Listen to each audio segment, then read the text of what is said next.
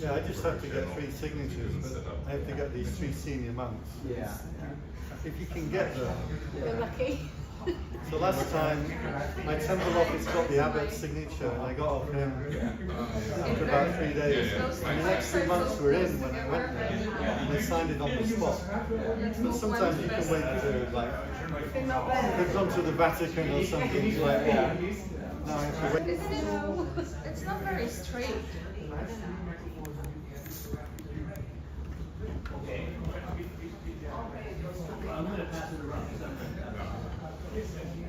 You got the visa through them, right? No, I thought we had a visa.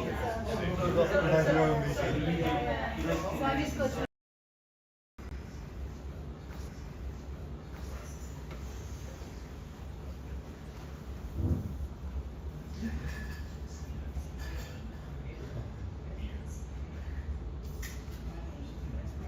Did you get 50 signatures? 50? No. Anybody here never done meditation before? Okay.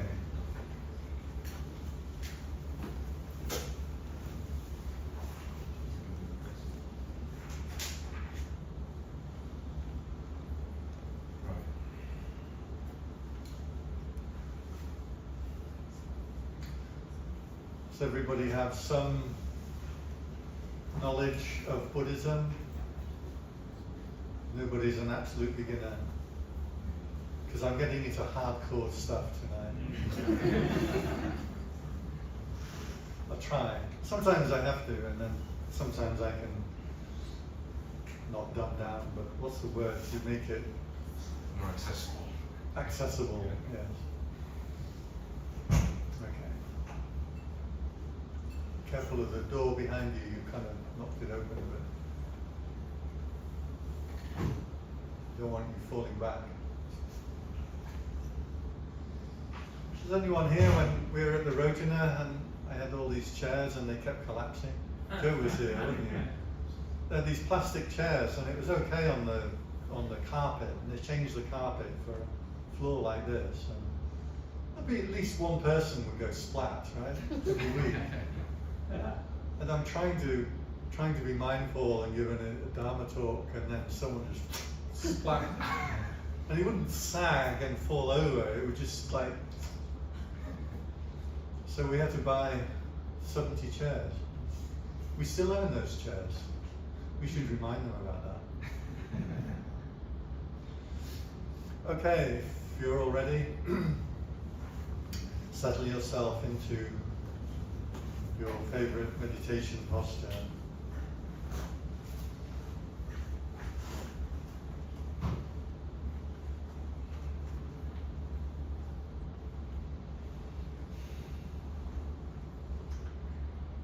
We'll sit together for 30 minutes or so. If you have an established meditation method, please carry on with that method.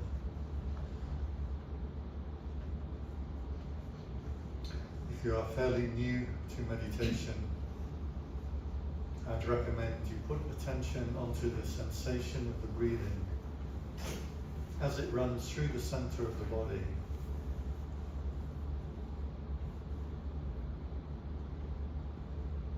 Put attention there. This is called a meditation object. Breathing is a neutral object. It's not exciting or enticing. It's not unpleasant. Train yourself one breath at a time to be content, to be peaceful, with just that feeling of the breath.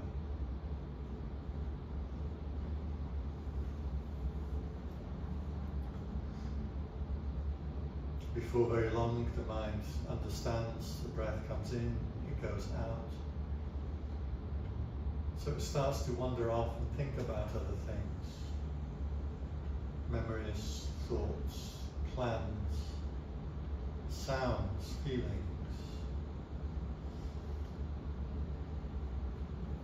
When you realize the mind has wandered off, note where the mind had gone to. You may say to yourself, thinking, thinking, planning, planning, hearing, hearing. This is called labeling. Don't get too concerned of finding the right label. It's just to help establish mindfulness, so you know where the mind is and what the mind is doing. When you find the mind has wandered off for 5 minutes, 10 minutes, 15 minutes, when mindfulness returns, ask yourself, how did I not know where my mind was? What quality was lacking that I didn't realize I was off thinking?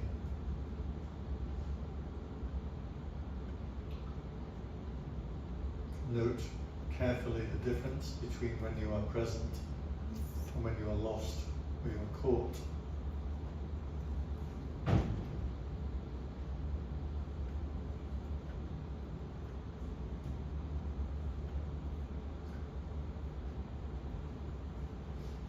One breath, 10 breaths, 100 breaths.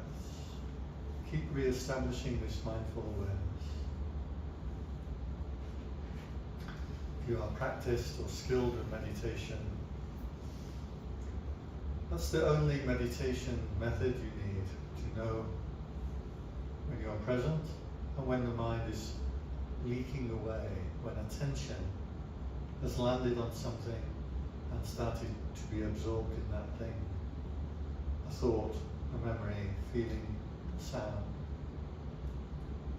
You simply know when the citta, consciousness, is landing on something, condensing around something, and you know when it has returned to yourself. Some states may arise where everything goes quiet, or blank, or distant.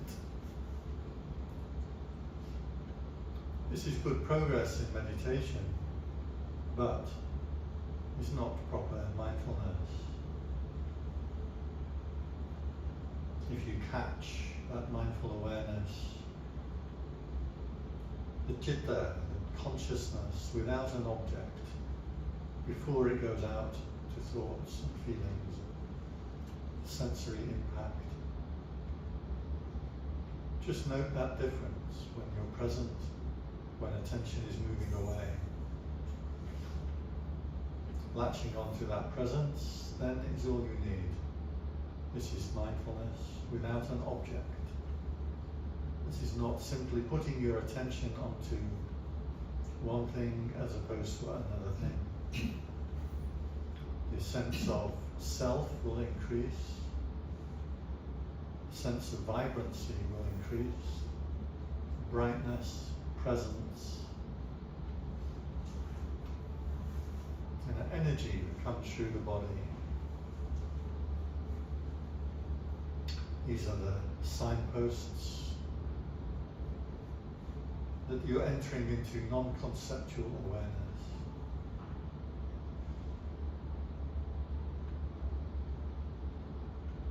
So we'll sit together for another 15 minutes or so.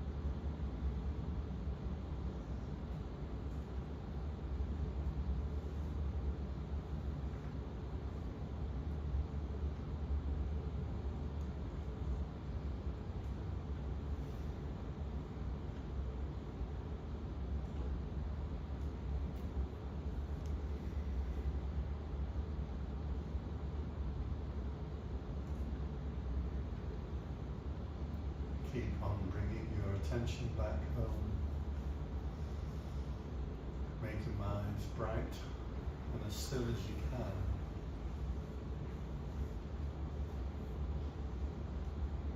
Bring yourself into your awareness, mindfulness. And call into the mind that idea, thought and perception of loving kindness, universal well-wishing for all world beings. Whatever way you can use is valid, is good. Whatever technique to arouse this sense of loving kindness.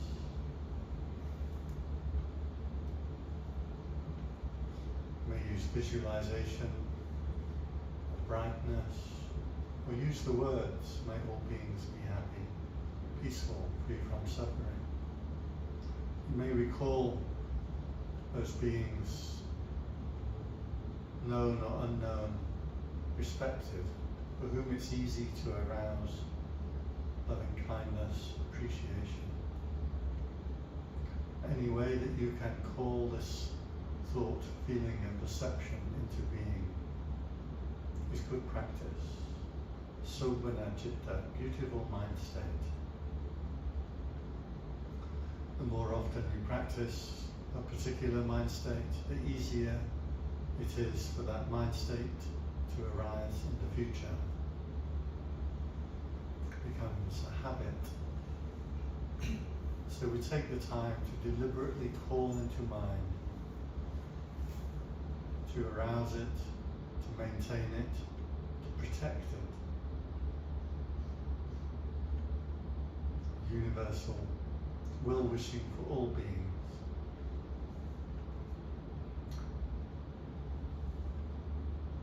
Known and unknown, seen the unseen, the liked, the disliked, the great and the small.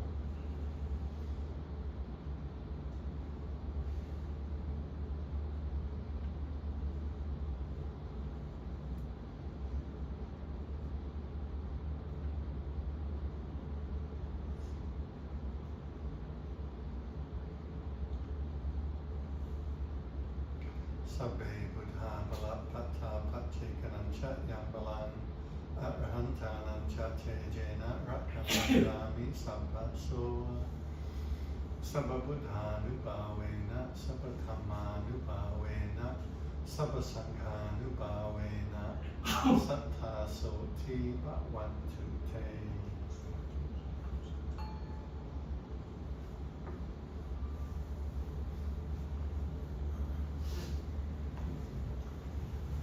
Relax your posture.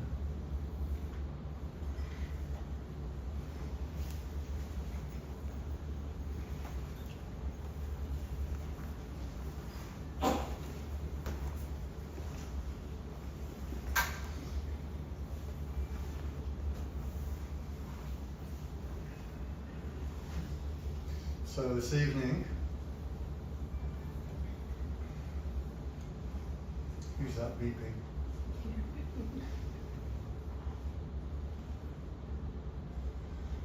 This evening, wanted to do some hardcore Dharma. The path of Buddhism, people sometimes ask, is it a philosophy? Is it a psychology? Is it religion? You can call it any of those things, but really the answer is it's a practice. That is, any philosophy, any system of thought, psychology, any clever teaching is only any use if you put it to use, if it leads you to change. If it doesn't lead you to change and to grow, then it's just an idea and just a story that you may respect, may hold to be true, but if it doesn't change you, then it isn't of any use. So Buddhism, and it's true of all religions in fact, but Buddhism makes a special emphasis on this, that any stories that we hold are only as good as they are useful. If they're not changing you, then they're not useful. The Buddha himself declared this and said his teaching was like a raft. A raft is something that takes you over the turbulent waters to a far island. But when you get to that island, you throw away the raft. The raft is made from sticks and vines, whatever you can find locally, you assemble your raft with. It's not, we might compare to Christianity, where they have an ark that took 14 years or something to build this ark. People still go in search of the ark. Every so often they say they found Noah's ark, and it wasn't a real ark, it's a story. A story is supposed to inform you and change you and guide you. It's not supposed to be literal. So we don't have an ark in Buddhism, we have a raft. And the raft is there to take you over the turbulent waters. Now, water is always a symbol of consciousness across all religions and traditions. Water that is still, forest, pool, clear. This represents purified consciousness. Water that's turbulent or is in a fast-flowing stream is something that will catch you and drag you away, is consciousness or mind when it's engaged in activity. And the sea is always a metaphor for the mind that is out of control, the sea of sense desires. The sea in ancient traditions was always an evil thing. I still think it is an evil thing. I do not like the sea at all. Everything that wants to kill you lives in the sea. Rockfish, have you heard of these? These are the most painful sensation a human being can experience, apparently. Jellyfish, box jellyfish, crocodiles. Isn't the most dangerous thing in the world a frog? The most poisonous thing? The sea is a place that when they used to draw maps, they would write, there be monsters. The sea was not a good place. So the metaphor of a raft carrying you across the sea means the sea of sense desires, or the sea of the unconscious that's out of control. And so when you get to the farther shore, you abandon the raft, you abandon the ark. So in the same way, Dharma is assembled from the things within your experience and is a teaching that's only any use insofar as it can take you somewhere. If the teaching isn't enabling you or helping you or guiding you to change, then it's just a useless story that you are maybe believing in. The metaphor for this, or analogy for this, would be like a person trapped in a prison cell, and you slide them the key under the door. Here, use this key, get out of the cell. And then the prisoner takes the key and hangs it on the wall.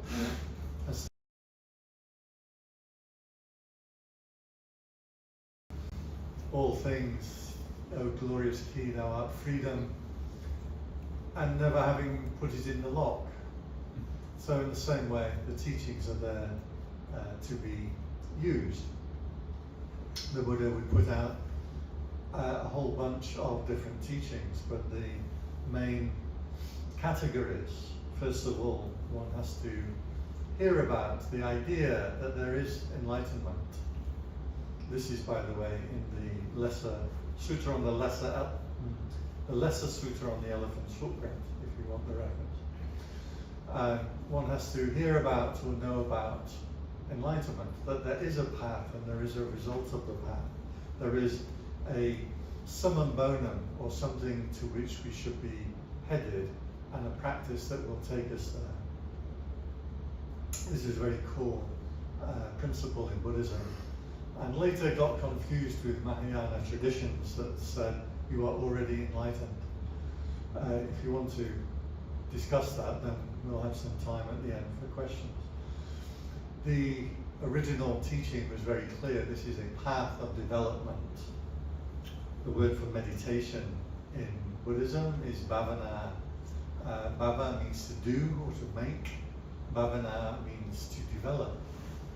So there is a path that is to be developed, and that we have to walk on this path.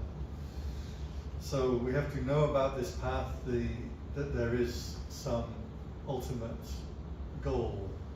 Even the Buddha, before he became enlightened, he had the idea that he'd received from the Brahmin tradition of a thing called the amata, or deathless, something that does not die. Or you can say some part of your psyche, consciousness, your citta, that was necessarily there right from the very beginning, but gets overlooked in normal human consciousness. So our practice is to take us back to that thing that is already there. It's not that we develop it or create it, but that we develop a path to get back to it. This was an early distinction in original Buddhism. So the first stages, first things to do on this path, we develop the perception of being content with little. For monks, this means we have what we call 4 requisites. You'll hear this recited in Thai temples regularly. Good enough food to live on. I think it should be a little bit better than just to live on. I mean, a bit of Marmite or brown bread toast, I'm sure, is included in that. Medicine. For monks is medicine made out of fermented urine. We don't use that one so much. You pull the face at me. This was traditional in society at the time. That's how they made medicines. Unfortunately, we've come a long way since then. But enough medicine, good enough medicine to keep us healthy. Clothing for monks is robes. It's supposed to be rag robes. And we're supposed to find them in the funeral grounds. I don't know if you've been to temples and you've ever done this offering of cloth in a temple or seen it done. Normally when you offer things to monks, you have to offer it and we receive it in the hands. But when you offer cloth, we usually have like a piece of string, and you put the cloth onto the string and we don't receive it. And even now, a lot of lay people come and they're trying to offer you the cloth. And we have to keep saying, no, you just put the cloth down, you don't give it to us. And in Thai, it's actually called tot paba. Tot means to toss, to throw. Even Thais don't know this, by the way, so if ever you're in a monastery, feel free to educate them and say, yeah, do you know why you call it tot paba? So tot means the monks would originally go to the funeral grounds and take old cloth, find old cloth, wash it, clean it, bleach it, and then sew it into the robes. So, because the monks wouldn't take cloth from people, what they would do is take the cloth and throw it onto the branches or onto the bushes near the funeral grounds. And then the monk would come wandering along and see it, and is allowed to take that cloth if it looks abandoned. So we can't go to the beach, and while you're swimming, we can't take your clothes. So that's why it's called tot paba. Pa is cloth, ba is forest, and tot means to toss. So still in Thailand we do this ceremony, and that's why the lay people put the cloth in front of you, then they have to back off, and then we take the cloth, and it's as if we are finding it thrown onto a bush. And we actually make, usually at the bottom in the corner here, you may see many monks there, 3 little dots. And what it is, if you receive new cloth, because we're supposed to receive rag robes only, but people offer new cloths, you make 3 little dots on it, and that makes it second-hand cloth, makes it used cloth. So you look around, honestly, at monks, look around at the bottom corner of their robe, usually on the inside, but usually around here, you'll see these 3 little dots. So, good enough food, good enough medicine, good enough robes or cloth, and good enough lodging. these were the 4 requisites, which means is the practice, according to the Buddha, of being content with little. This is vital to get started on the path.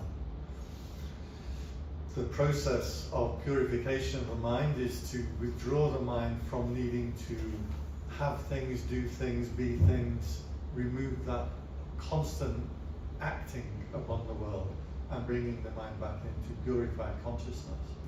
So the practice of contentment with little is a key part. Now you don't have to ordain as a monk, but you know for yourself and with your friends and people, you'll see some people are just not capable of living within their means. I see this sometimes when I watch crappy American TV. One of the shows I would watch sometimes was Judge Judy. You ever see that? I like Judge Judy. I don't care what you say. This is good TV. And there's a guy on there, this was a while back, but he just got the new job, and there was having some court case about who owned the car, and he just got this new job and bought a car, and it was a $16,000 car. And I think, why does somebody who's just got a job buy a car for $16,000? And his idea was, well, I only have to pay $600 a month or something. And you're like, well, why don't you save for a couple of months and buy a car for $1,000? I don't know. Some people are just not able to live within their means, constantly mortgaging and constantly borrowing money.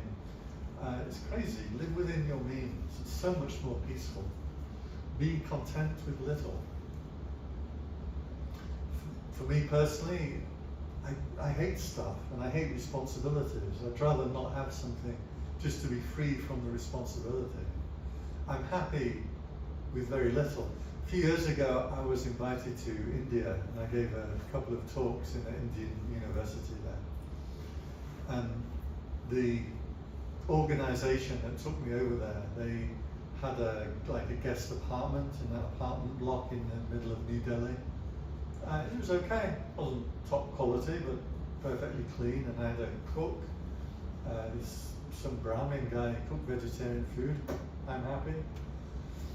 And he had a car and a driver.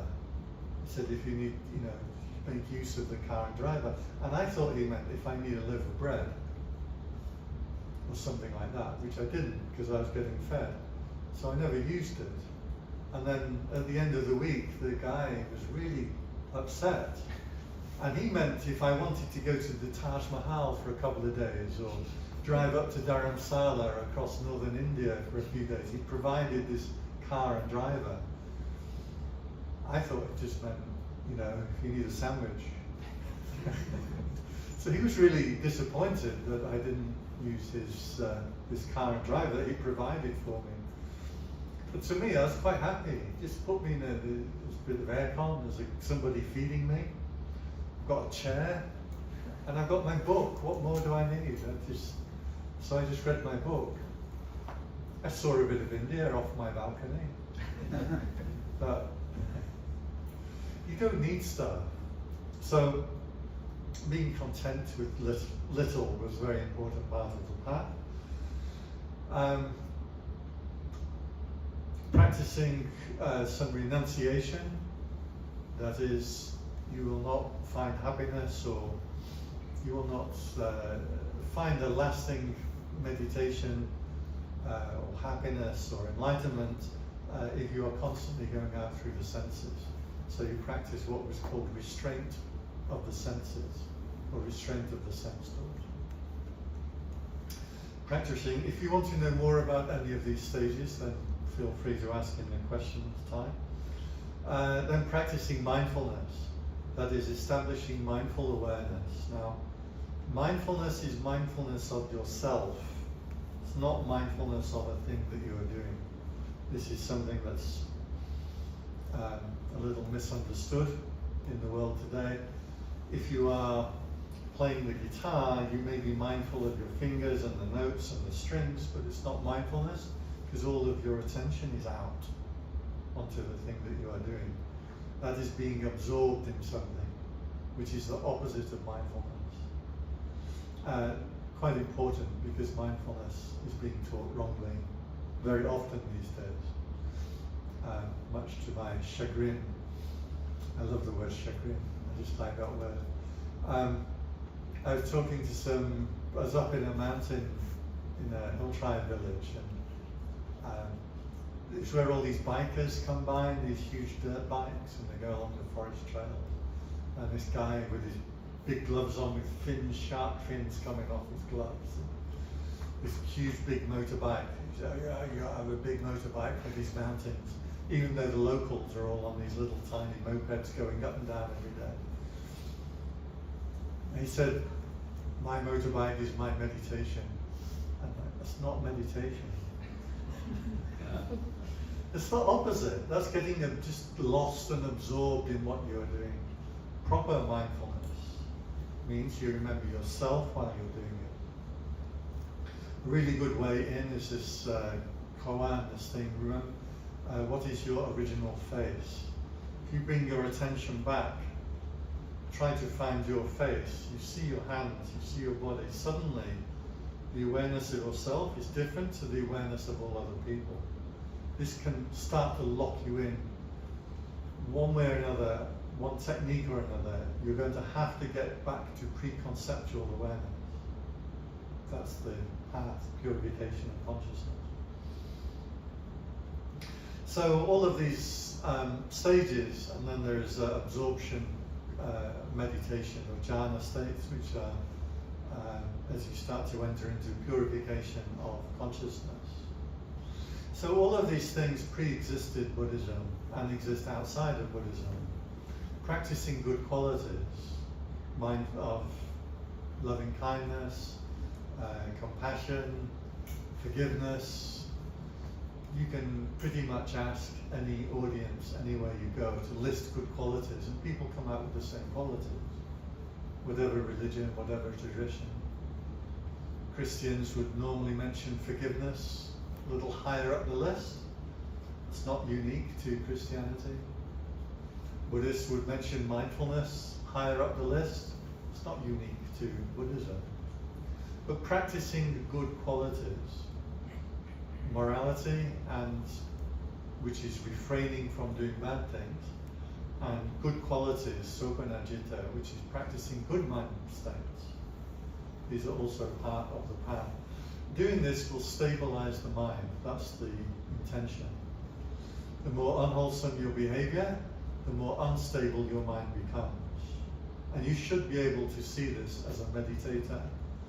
Just by yourself, if you're living in an uncontrolled, unwholesome way, you'll see that it becomes hard to meditate. Just to come down and bring your attention back, your attention doesn't want to be there. It shakes. It's hard to bring your stabilize. If you're living in a reasonably good way, you don't need to be a saint, fortunately.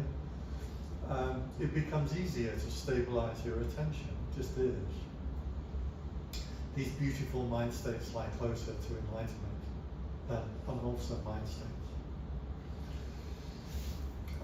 So all of these teachings are part of the path. They're not unique to Buddhism, but the thing that was unique to Buddhism was the Four Noble Truths. And this was reputedly, it can be a little argued, but was the first teaching that the Buddha ever gave. And I know very well from 30 plus years meditating that every kind of monk or every teacher, as they start to become a teacher, they write a book about the Four Noble Truths. There are hundreds and hundreds of books of explanations of this teaching, many of which are excellent, but they're not what was actually originally said. This teaching of the Four Noble Truths was supposed to be unique to Buddhas, to fully enlightened people. The Buddha himself described it. These Four Noble Truths pre-exist Buddhism. They exist whether there is somebody there to teach it or not. That it's an actual truth that's built into the fabric of the universe. It's not a teaching that somebody's thought up and suggested that you follow. Like psychology is something that's thought up and suggested for you to follow, do this, this and this. And it might be very good psychology, but it's something that's been thought up by human beings. The Four Noble Truths is supposed to pre-exist whether there are beings around who understand it or not. In that way, the Buddha described it, this Four Noble Truths, as a forest path, an ancient forest path that one comes upon in the forest, and the pathway is overgrown and difficult to traverse, but nonetheless can be seen. And then somebody finds this path, follows the path, and gets to an ancient city. Then they come back and they beat the path, they clear the weeds, and they open the path up for other people now to come to that city. He said in the same way, Buddhas arise at a time when people don't understand Dharma. They rediscover the path. It's quite important. This pathway isn't made or invented, philosophized. It's pre-existing. And an enlightened being only rediscovers it. And having rediscovered it, they then open it up for all people to follow. So this pathway was what he said the ancient forest path was, this Four Noble Truths. So the sutta in which he actually mentions what these Four Noble Truths are is actually quite tight, succinct and direct. Whenever you find books about it, they always expand it out into a lot of meanings. You know, I've seen people write books about Bob Dylan songs, and, you know, what exactly does he mean by this? You know, Mr. Tambourine Man? I always thought it just means like when the sun goes down on the sea, it's like got like a banjo. And then I mentioned this somewhere, and they're like, no, Bob Dylan had a friend who used to play the tambourine, and blah, blah, blah. And then they trace it, all this stuff about Mr. Tambourine Man. It was a great song if you don't try and analyze every piece of it. So the same with the Four Noble Truths, that people take like one word and then just expand it out into all kinds of various teachings. So tonight, hardcore Dhamma, I'm going to tell you what was actually said. This is the Dhammacakka Sutta. This sutta exists in a pristine form in all schools of Buddhism. There are some 5 versions in the Chinese, all word for word the same. The Japanese version, the Korean version, the Sri Lankan version, Burmese version are all word for word the same, translated into languages. Sanskrit version, the Prakrit version, all exactly the same. It's quite remarkable that this one teaching went from northern India and it went all the way over to Japan, through China and Korea and into Japan, and it's still there in a pristine form. Comes all the way down to Sri Lanka and gets put into modernized Pali, still in the original form. So this teaching is belongs to all schools of Buddhism, and it remains uncorrupted. In fact, this tatty document you see here, this is what I wrote out 28 years ago. Because as monks we have to learn this, to recite it word for word in Pali. So I wrote it out, I underlined things, I made highlights and split it up so that I could learn it, and I'd learn 1 page at a time. And if I recite it at full length, I think it takes 8 minutes if I recite it at high speed.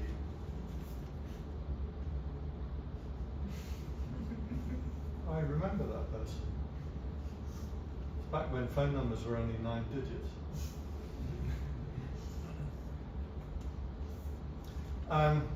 So the first part of the sutta says that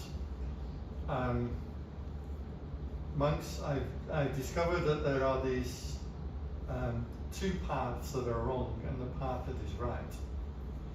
the first path that is wrong is, do you want the Pali? I know it gives a certain mystery. It makes it sound holy, let's face it.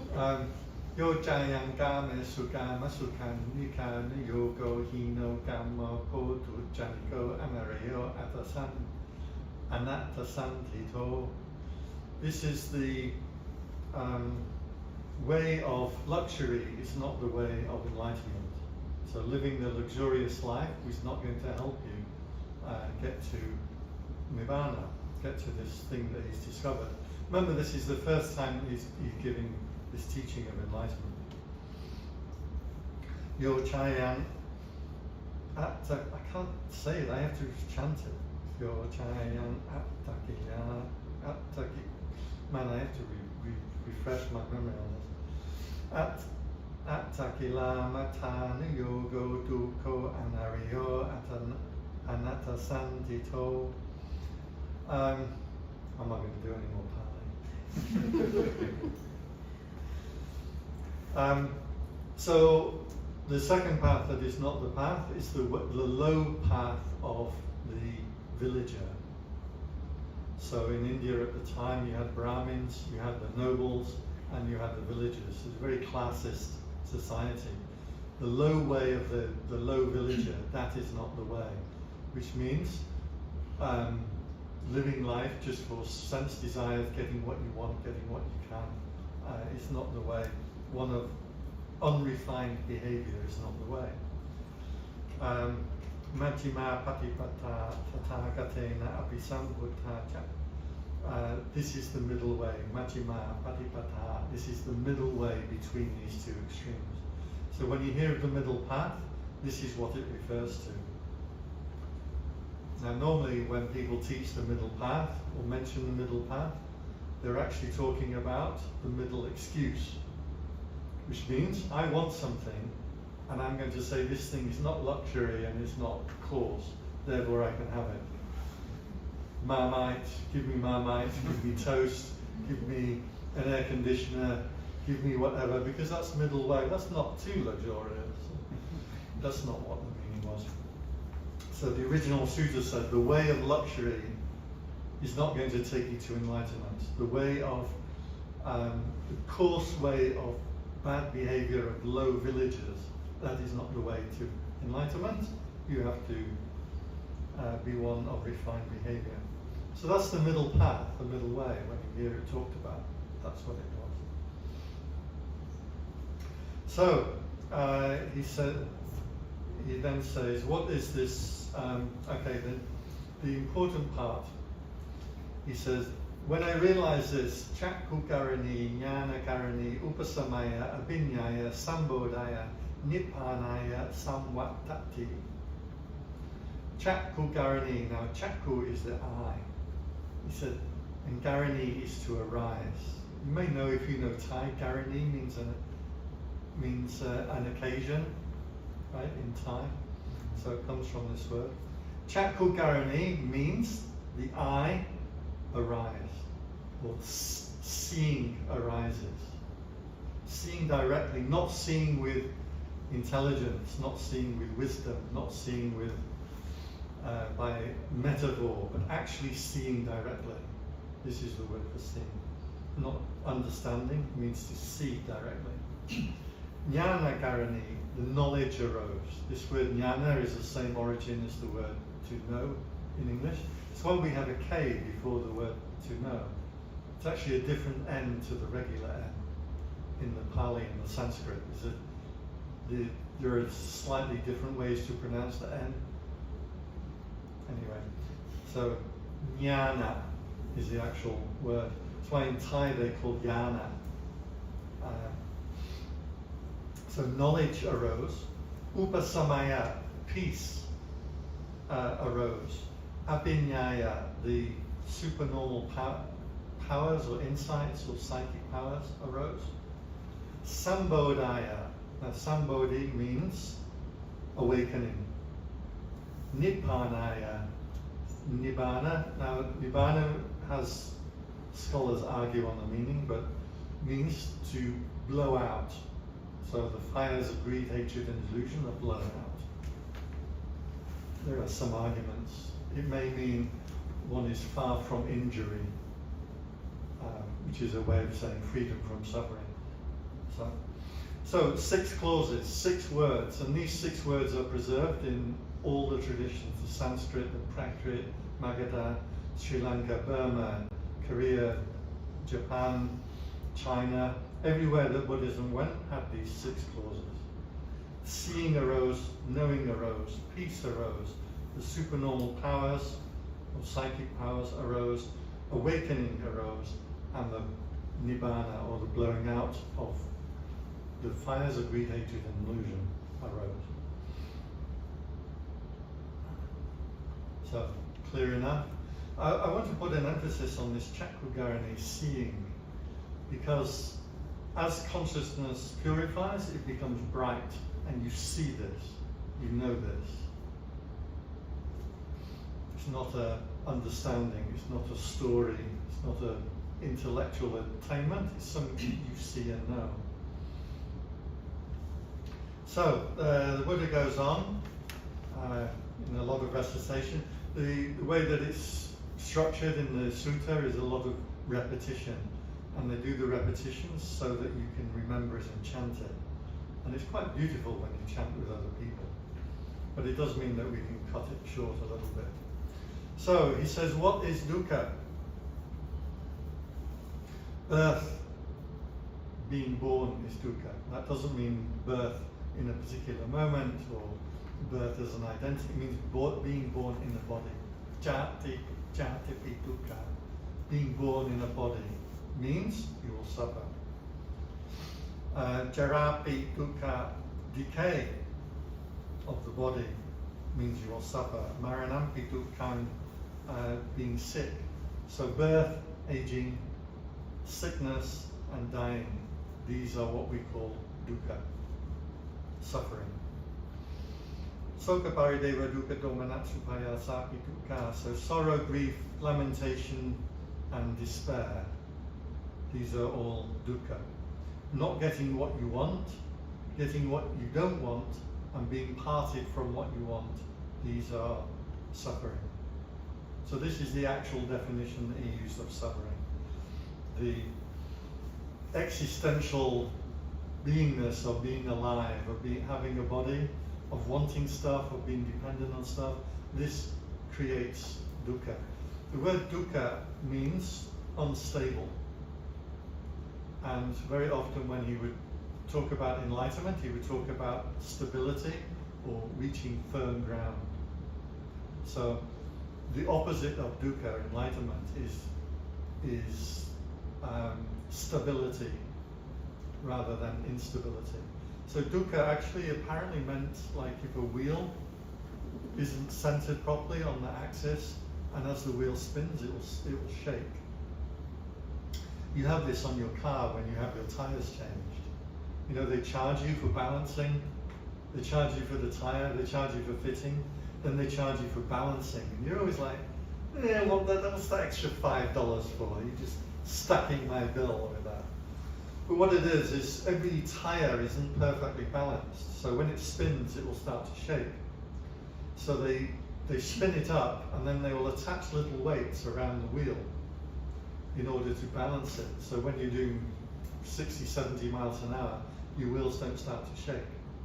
So the word dukkha actually means not centered properly. It means it will start to shake you, disturb you. So that's the meaning.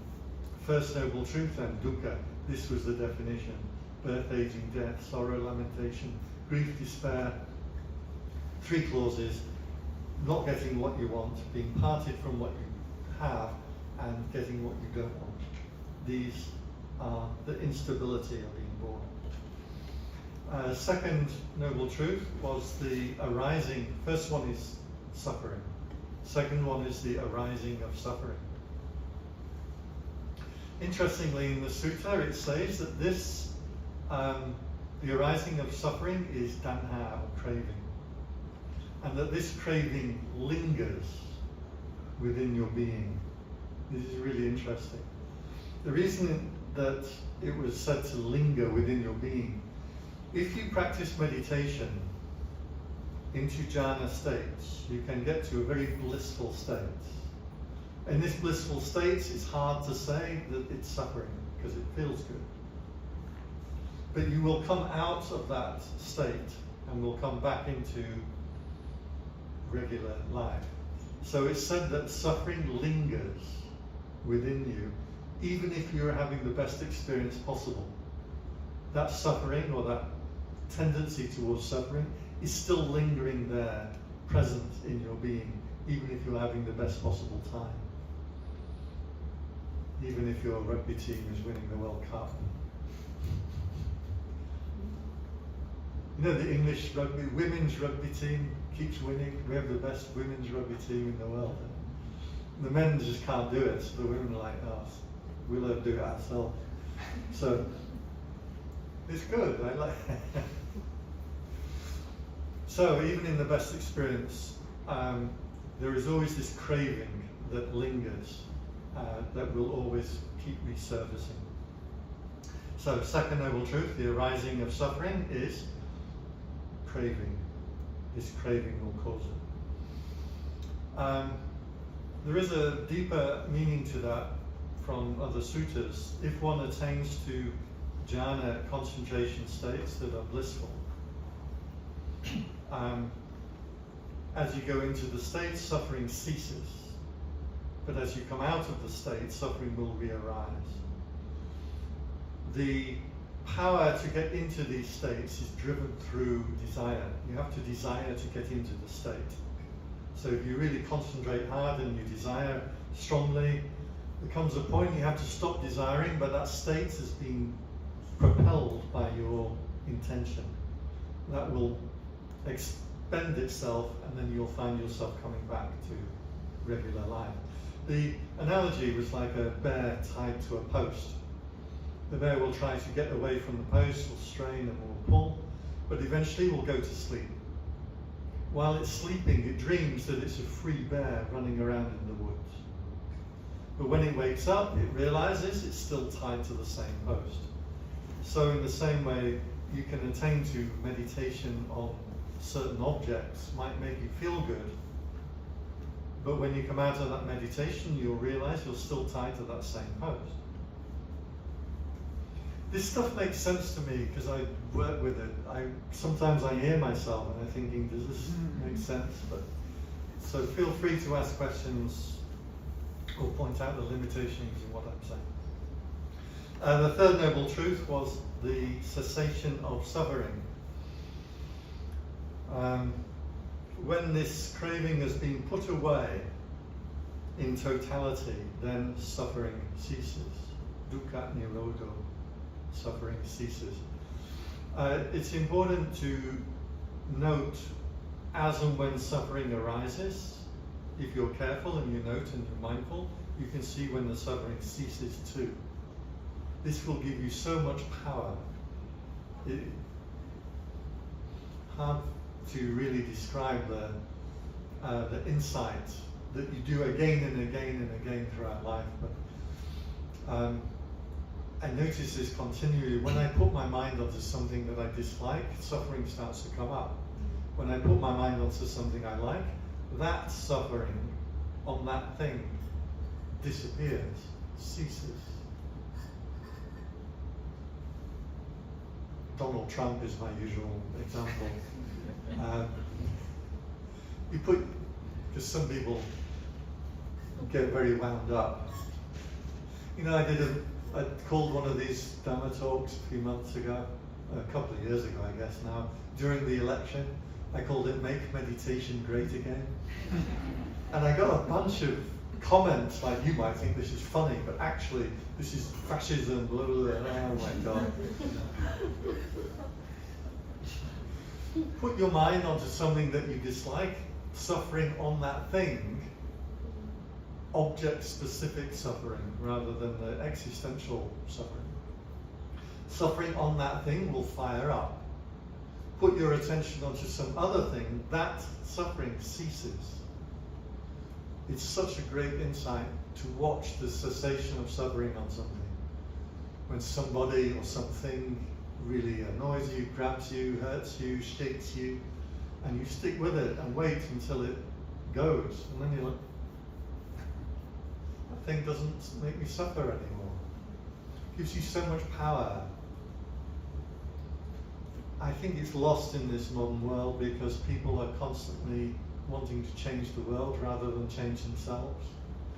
You know, if something happens that you don't like, you sue them.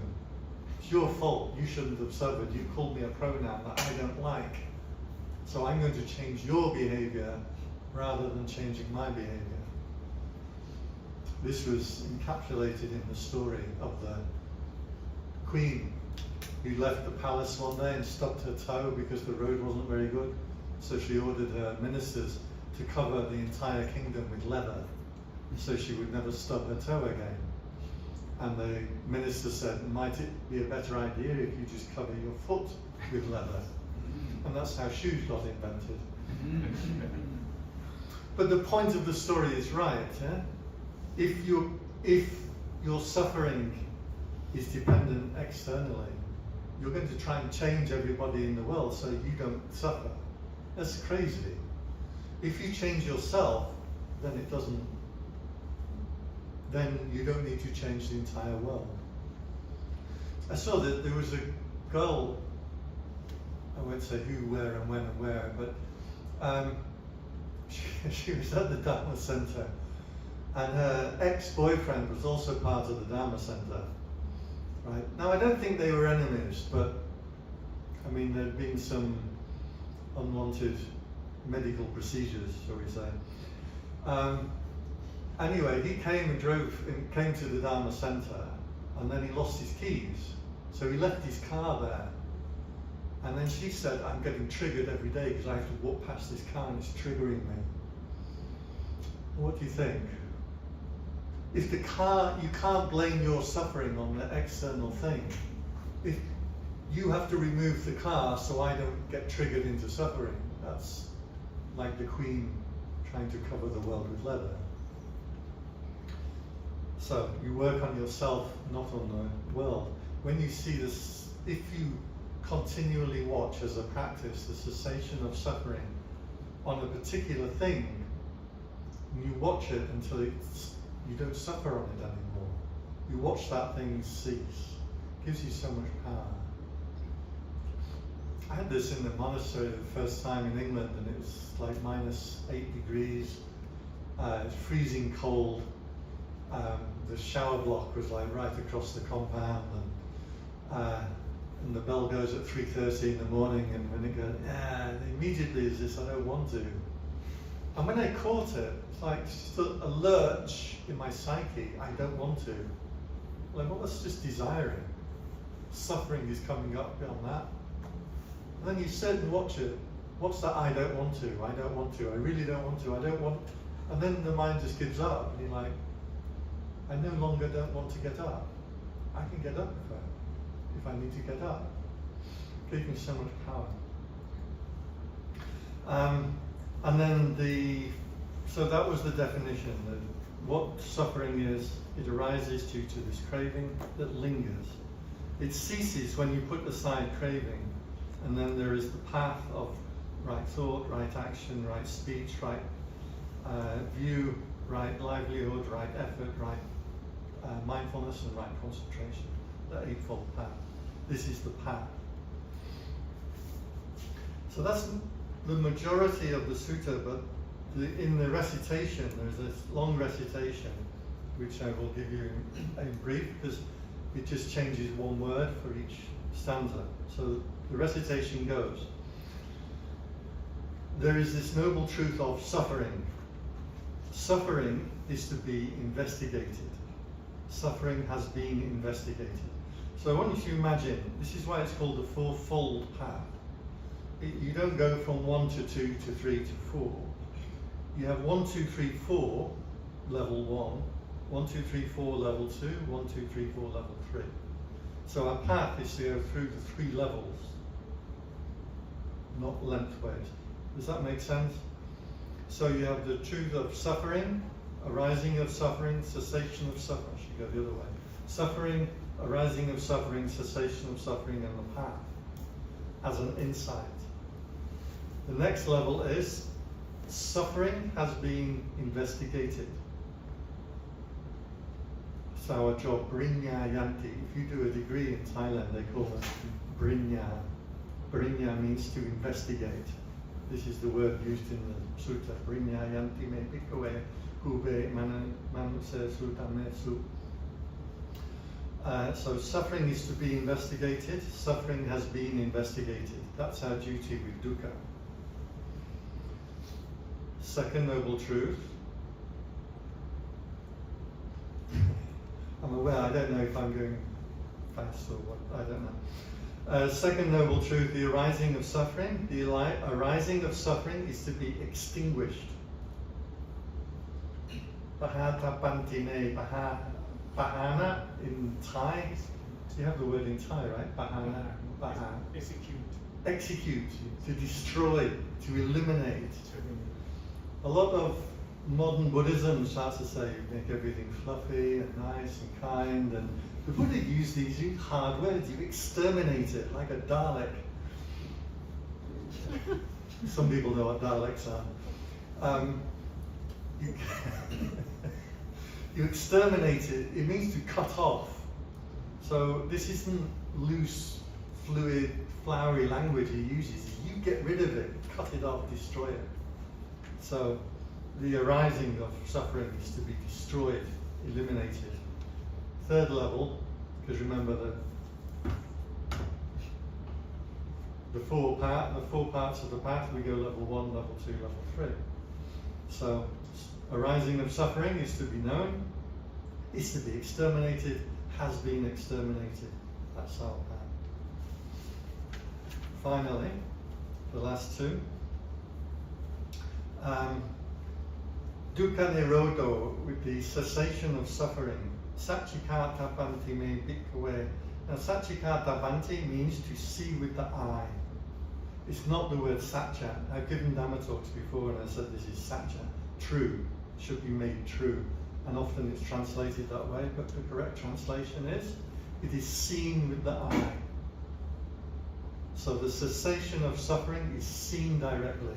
It's not understood, it's not worked out, it's not philosophized, you see it directly. So, cessation of suffering is to be seen, cessation of suffering has been seen. And then finally, the path leading to the cessation of suffering, this path is to be developed. Bhave tapanti me bhikkhave kupesu anusesu dhammesu. Bhavita banti, bhavana means to develop or to grow. So this path, a lot of talk about sudden enlightenment and things. According to the Buddhism, in this sutta that is common to all schools of Buddhism, the path is something that is developed. So that was the Four Noble Truths as they were. There's not much else in the sutta other than that. The definition of dukkha, the definition of the arising of dukkha, the definition of the cessation of dukkha, the definition of the path. Then each of these, dukkha to be investigated, arising of dukkha is to be exterminated, the ending of dukkha is to be seen, and the path leading is to be developed. That was the Four Noble Truths. It's a lot shorter when I do it. All these people, Dalai Lamas of past, present and future, all written these books. Pretty sure there's a Buddhadasa book on the Four Noble Truths. I know there's an Ajahn Sumedho book on it. A whole bunch of friends, monks and nuns who I've met in the past, all written a big long book on it. But this was what it was. It was quite stark, quite clear. The only other part then that I'll say, it gets repeated over and over again through the sutta. Chakkum udapadi, seeing arises. Jnanam udapadi, knowing arises. Panya udapadi, wisdom arises. Vicha udapadi, the method arises. aloko udapadi, light arises. So these 5 clauses were repeated over and over and over again, with every one of these truths in each of its sections would have this refrain repeated. Seeing, knowing, wisdom, the method, and light arises with the insight. So that was the ancient forest path that was discovered, according to Buddhism, by all the Buddhas, or all the enlightened people, discovered this self-same teaching. It's clear enough? It's all clear in my head, but then I work with these terms and concepts and things, and I'm aware sometimes you use words and phrases that people aren't familiar with. Claude keeps doing this to me, and Grok keeps telling me things like, in order to do that you have to clear the registry. I'm like, what's the registry? You're using jargon I don't understand. Anyway, so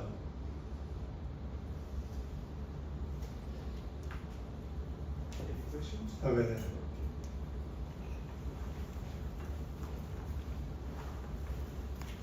Thank you for the lecture. I was wondering, like you mentioned, dukkha that arises from the object and some kind of existential dukkha. Right. Can you give like an example of what does existential dukkha means? Just being alive. What happens, because you don't know the method, this is where in here I say the method arose, vicha udapadi. Vicha means, in fact, if you study in a university in Thailand, your major subject will be your vicha A. So vicha in Thai too means the method or the subject, the way, the knowledge, the right mechanism. So the word for that we always translate as ignorance in Buddhism actually is avijja, which means not knowing the method, not knowing the mechanism. So because the mind moves, because it doesn't know the mechanism, the mind always moves out to an object. Because it moves out to an object, it forgets its own nature and sees only the nature of the object. Then the mind is caught and is shaking. So this is just the existential angst of being born. Jatapi dukkha, being born is dukkha, suffering. Now you may have a very nice life. It doesn't mean that you're having, unpleasant time. But just being born, just with the attention going out because you don't know the method, from birth, from previous lifetimes, right the way to the present, because you've never got enlightened, your attention naturally goes out to objects. The path that we are doing is to disentangle consciousness from objects of consciousness until it starts to pop into self-knowing. Consciousness knowing consciousness, or citta knowing citta, awareness knowing awareness. There's various different ways that we can talk about it. Yeah, so dukkha on a particular object is when attention lands on an object, your mind gets shaken. Even if it's a nice object, your mind gets shaken because you want it, you're attracted to it, your attention is drawn out. Yeah. Disentangling yourself from that process of constantly going to an object is the path. And that's why I constantly mention to people, be careful of meditation methods. Because meditation methods will always tell you to put attention onto an object. Follow your breathing, follow a mantra, follow loving kindness. It might be good practices, but sooner or later you have to stop this process of the mind going to an object. Because all you're doing is swapping a good object for a bad object. Presumably the breath is a better object of attention than Donald Trump. But you're still just swapping one object for another object. You're still never going to get to that vicha, that method, like, oh, it's the mind going out in the first place. So the path of meditation is one of restraint. So you restrain the mind from going out. As you do so, it becomes brighter, stronger, more powerful, more beautiful. It starts to reveal itself to itself. That happiness the Buddha described as a happiness that you will indulge in, because it's not sense desire happiness. It's not happy because someone gave me a compliment, or because I got my favourite food, or my favourite TV show, or I got a new subscription to YouTube Premium, which I just got. It's making me very happy. But those are all like pushing and pulling of the psyche depending on the thing, on the object. Our path of meditation is to find that original center, that original light. The funny thing is that light is actually there all the time, it's just overlooked. But,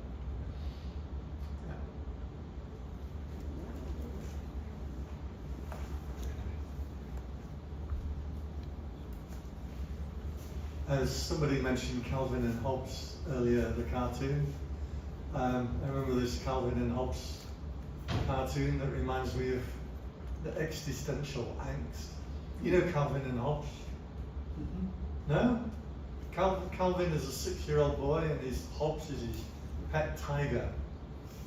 And when you see it from the parents' viewpoint, there's a little kid and a stuffed tiger. But when you see the cartoon from Calvin's point of view, his tiger is alive and is real. It's a cartoon, what can I say? So Calvin and Hobbes are lying there, and the tiger says to Calvin, the boy, he says, "Do you believe in God?" And Calvin looks up at the air, and then he goes like this, and then he says, "Well, someone's out to get me." It's a good example of the existential angst.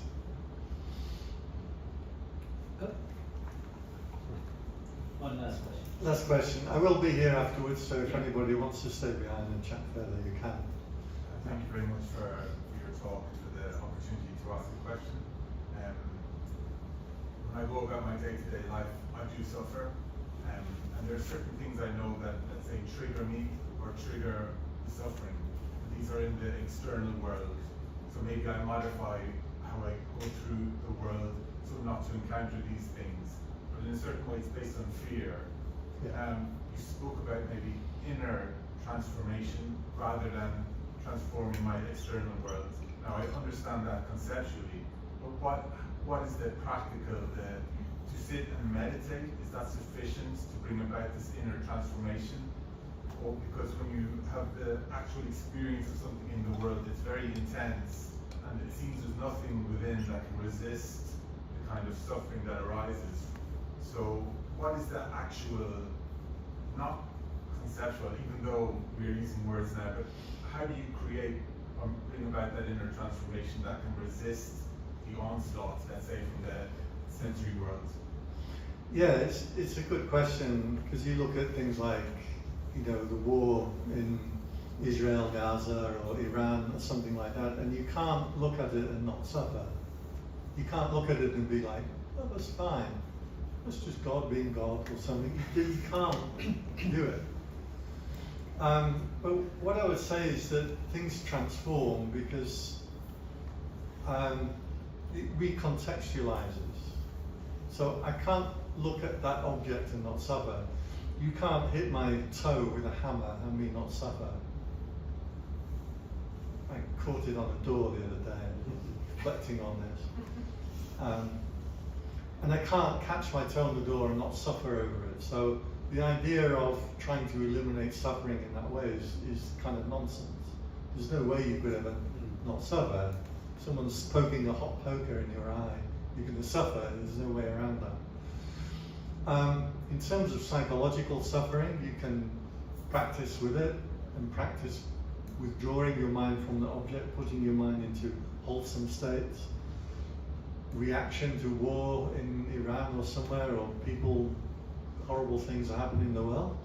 We can react with loathing, with not liking, or we can react with compassion, or trying to generate these beautiful mind states as a response. You make yourself happier by doing that. So look after yourself first, then things in the world start to, they may still be bad, but they're not going to control you in the way they did before. The Buddha gave this story of the acrobats, the old man and the young boy, and they have a pole, and the boy has to sit on the pole, and they have this acrobat show. And then one day the boy says to the old man, "You have to watch me very carefully so we can perform well and make money and make a livelihood." And the old man says, "No, no, you watch yourself, I'll watch myself, and then we'll have a good performance." So this story was supposed to say, you have to look after yourself first. So psychologically, we can learn how to not attach to suffering, even though things are bad or wrong, and how to respond in a beautiful way and not in a constricting way. And I've seen this over and over. Not a friend, but someone I knew and liked very much just died yesterday, and she had cancer for a number of years. Unpleasant. There's no way to think of that in a nice way. You can't make it into something nice. But she just dealt with it in such a beautiful, mindful way. So her response to it was something very beautiful. But more than that, if you go into the deep states of meditation, into these jhana states where consciousness starts to know itself, it recontextualizes everything else in the world, because things matter less, and you get this confidence. There's a thing with people who die in hospitals. This is commonly reported, and you know what I mean. They've been in an operation or something, in an accident, and they've had a period where they've cardiac arrest or whatever it is, and then they've been resuscitated and come back. The doctors always report that they lose their fear of death. It's something about touching on that purity of consciousness that everything else starts, you lose your fear of other things, including dying. So I would say that the meditation doesn't solve the human problems. It recontextualizes them and shows you that there's a vichar, there's a method that is different to that. Good question to end. Okay, I don't think this is We working. go. It is working. Okay. Good. Thank you, John. That was great. We're going to have about 5 Mondays coming up that I think you're going to be here next Monday. And then we're going to have a Zen monk from Israel, and that's going to be kind of neat for 2 weeks. And then Prabhupada, you're coming back for a couple of Mondays after that, right? No, not in July. So I'll be back in August. Okay. Yeah. Oh, okay. All right. We'll work it out. All right. So it's kind of like a schedule. So if you have any plans for Mondays over the next few Mondays, think about coming here. We're also going to ask you a favor, and that's with the chairs. And could best we're going to move all the small chairs into this room, and the big chairs could best we're going to move into the other room. Is that correct? All except a few chairs. Yes. All except a few chairs. And if you have any doubts about which chair should go where, then you just ask Ask Kun her. Best.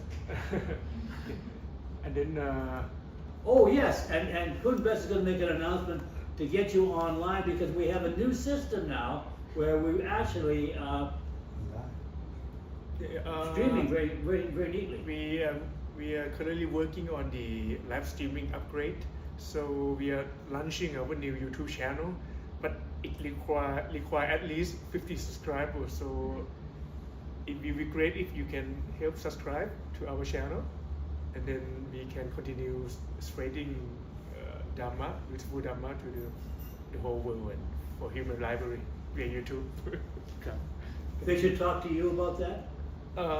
You can talk to me Or Anna. and we have volunteers here. So video them can show you this one. You can scan and help subscribe. Date and then we also, okay. Can you post it on the Facebook groups? Yeah. I will too. By the group, okay. Okay. Okay, I super. don't know if you've tried looking at the website recently, but it's in process. It's not accessible on the website. It's not I know Sandeep, who hosted it, he just called me up and said I wiped it, which is fine because I have to rewrite it from scratch. So it is in process. We're getting a new server space, and I'm aware. Okay. Is our website hoster who has it on his server? He was moving his server to another thing and he wiped it by accident. So I'm aware that it doesn't work. It will be in a couple of months. But we're still streaming on this machine, so we're still streaming on Facebook Sure. and YouTube. So you can, if you wish to see this presentation another time, or come back and have another view of it, you can. Thanks to Anna, you can now do that. So that's great. Also, there's a couple of other things. We have 2 boxes outside. One is for Prabhupada because he has a lot of expenses. He's also traveling back and forth. He's starting up a retreat center in Rayong. And we also have one we call miscellaneous, which can cover all kinds of sins, including helping us buy microphones or pay taxi fares or whatever. So if you have a chance and you feel like it, donate out there. And so the last person I always ask to make an announcement is Joe. Yeah, well, if you're not worried about the rain, some of us will be going to a nearby restaurant just towards the end of the soy to continue our conversation and get to know each other. And everyone is welcome to join us.